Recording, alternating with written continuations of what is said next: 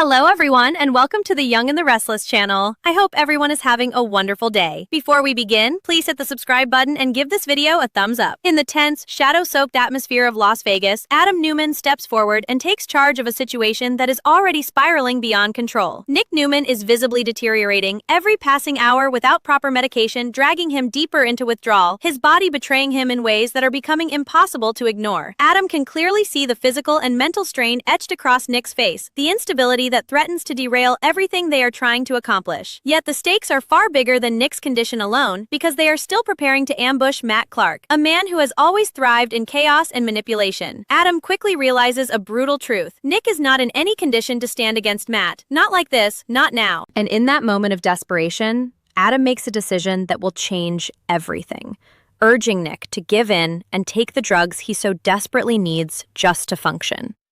Under Adam's pressure and the urgency of survival, Nick eventually gives in and reaches for the hidden baggie of drugs he had stolen from the storage room.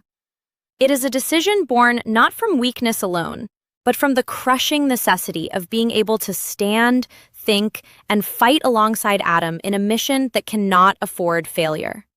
Adam, for his part, does not see this as surrender in the long term. He tells himself there will be time to fix things, to help Nick recover properly once they survive what is coming next. But in this immediate, dangerous moment, the only solution that seems to exist is to stabilize Nick by whatever means are available. And so, Nick consumes what he believes will give him strength, unknowingly stepping further into a trap that has already been set for him. What neither of them realizes is that the drugs Nick has taken are not what they seem. Matt Clark, always several steps ahead, has deliberately planted a tainted batch, fully aware that desperation would drive Nick to use it. The consequences begin almost immediately, as Nick's condition worsens instead of improving, his body reacting violently to the poison disguised as relief. While Adam and Nick both carry some burden of responsibility in this chain of decisions, the true architect of the danger remains Matt, orchestrating every move from the shadows. Still, as the reality of the situation begins to sink in, a heavy sense of guilt starts to creep into Adam's mind, because no matter the circumstances, he was the one who pushed Nick toward this choice. And now, there is no turning back from what has already been set in motion. Despite the escalating disaster inside Nick's body, the mission continues, driving all three, Adam, Nick, and the fragile hope of rescuing Sharon Newman and Noah Newman toward a remote gas station where everything is supposed to come together. But when they arrive, the scene is far more uncertain than expected, with the chilling possibility that Matt Clark may have already abandoned the location, leaving Sharon and Noah chained and exposed. Nick, still fighting through the effects of the poison drugs, is desperate to help free them, pushing himself forward even as his strength rapidly fades. But his body refuses to cooperate, and in a devastating moment, he collapses, losing control and ultimately slipping toward unconsciousness. Panic erupts instantly. Adam, Noah, and Sharon are thrown into chaos as Nick's condition deteriorates before their eyes. While somewhere unseen, Matt watches everything unfold through a hidden camera feed, silently pleased with the destruction he has engineered. Meanwhile, back in Genoa City, Phyllis Summers finds herself trapped in a completely different kind of crisis, one built not on physical danger, but on impossible choices and crushing consequences. She stands at a crossroads as she weighs whether she is truly willing to risk prison in order to protect what she has fought so hard to control. Victor Newman's ultimatum still looms over her, his transfer deadline hanging like a countdown she cannot escape, and she has already tested his bluff once before. But now doubt begins to creep in, especially as she realizes that holding on to the Newman empire might come at the cost of losing her children forever. With the threat of fabricated evidence and legal consequences tightening around her, the idea of surrender starts to feel less like defeat and more like survival. Yet anyone who knows Phyllis understands that giving up is not in her nature, and so the question remains whether she will finally concede or gamble everything, even her freedom, in a dangerous attempt to win it all. In the suffocating stillness that follows Nick's collapse, the urgency inside the gas station explodes into pure chaos. Adam drops into action instantly, torn between shock and instinct, trying to assess just how bad Nick's condition has become while the situation around them continues to unravel. Sharon and Noah, still restrained and vulnerable, are forced to witness everything unfold with rising terror, their hope for rescue colliding with the horrifying reality that their rescuer is now the one in danger. Every second feels stretched and distorted, as if time itself is refusing to move forward in a normal way, and the mission that once felt controlled is now slipping violently out of their grasp. Adam's focus fractures between helping Nick and ensuring Matt Clark is truly gone, because the fear of another hidden move from Matt lingers in every shadow. The air is heavy with panic, uncertainty, and the crushing realization that victory is no longer guaranteed. Only survival matters now. Somewhere far from the immediate crisis, Matt remains an unseen presence, observing everything through his calculated surveillance with a cold satisfaction that only grows as the situation deteriorates. Nick's suffering is not an accident in Matt's mind. It is the intended result of a carefully orchestrated trap designed to destabilize, distract, and destroy from within. As Adam struggles to keep control of the moment, Matt's absence from the scene feels almost more threatening than his presence would have been, because it confirms just how thoroughly he has already played his hand.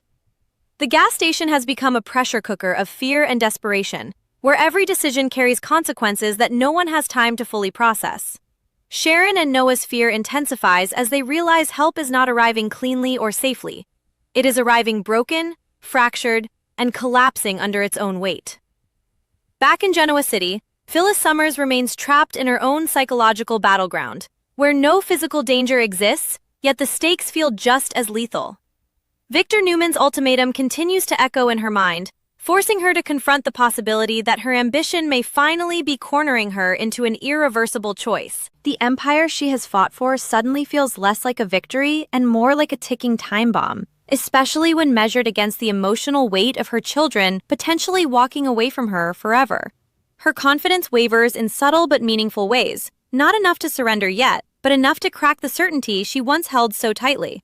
And still, beneath all that doubt, the familiar fire that defines Phyllis refuses to disappear entirely, leaving her suspended between surrender and defiance.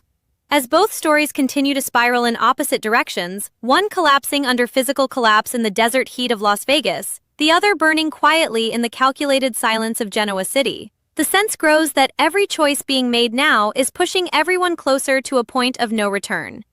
The crisis in Las Vegas tightens further as Nick's condition worsens in unpredictable waves, turning what was already a dangerous mission into something far more fragile and unstable. Adam is forced into a constant state of split focus, trying to keep Nick conscious while also maintaining awareness of Sharon and Noah's restraints, the surrounding area, and the lingering fear that Matt Clark's presence could still be closer than it appears. The gas station, once just a waypoint in their plan, now feels like a trap that has fully closed around them, its silence heavy with unseen consequences. Sharon's fear deepens as she watches Nick deteriorate, her desperation growing with every failed attempt to move closer or help in any meaningful way. Noah, equally powerless, is forced to confront the brutal helplessness of watching someone else collapse while he remains chained and unable to intervene.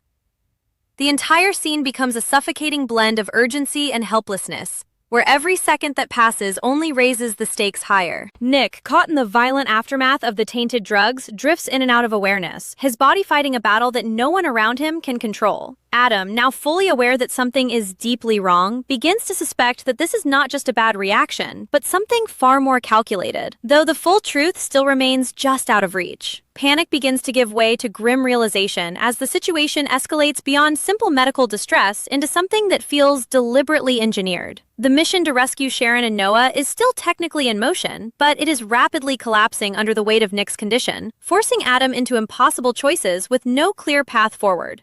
In this fragile moment, everything hinges on whether Nick can survive long enough for any part of the plan to succeed, but hope is fading with each passing breath. Across the distance in Genoa City, Phyllis Summers finds herself standing at the edge of a decision that feels less like a negotiation and more like a trap closing around her identity. Victor's pressure has not eased. Instead, it has matured into something more psychological, forcing her to weigh not just power and pride, but the emotional cost of holding on to something that may already be slipping away. The threat of prison continues to loom over her like an unavoidable shadow, while the possibility of losing her children adds a deeper, more personal layer of fear that she cannot easily ignore. For the first time, her confidence is not enough to shield her from consequence, and the idea of surrender begins to shift from weakness to a potential form of survival. Yet, even as doubt grows, so does her resistance, because Phyllis Summers has never been someone who easily accepts defeat, especially when everything she values is on the line. And so, she remains suspended in that dangerous in-between space, caught between letting go before it destroys her, or fighting harder, even if it means risking everything she has left.